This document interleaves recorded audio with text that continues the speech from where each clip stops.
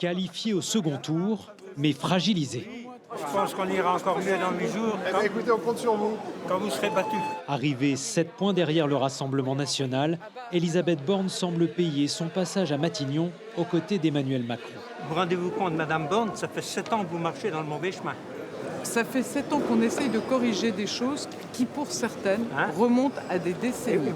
Motif d'espoir pour elle, le candidat LFI Nouveau Front Populaire, qu'elle n'avait pas épargné durant la campagne, s'est désisté dès hier soir. Est-ce qu'il n'y a pas une contradiction entre le fait de dire d'un côté LFI c'est un parti extrême et d'un côté en appelant à ses électeurs pour ce second tour?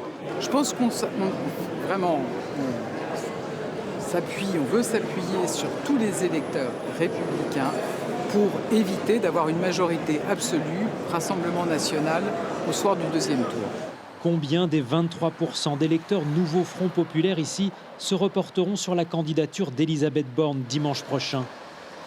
Je suis un peu perdue, c'est vrai que...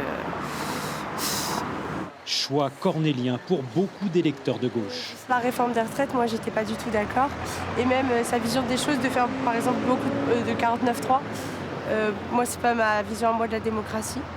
C'est un peu repoussoir pour vous? Oui, complètement. Mais je me dis que de toute façon, je veux éviter à tout prix la montée de l'extrême droite en France. Arrivé le premier ce matin pour déposer sa candidature à la préfecture, le candidat du RN fustige une alliance, je cite, contre nature entre la gauche et la majorité présidentielle.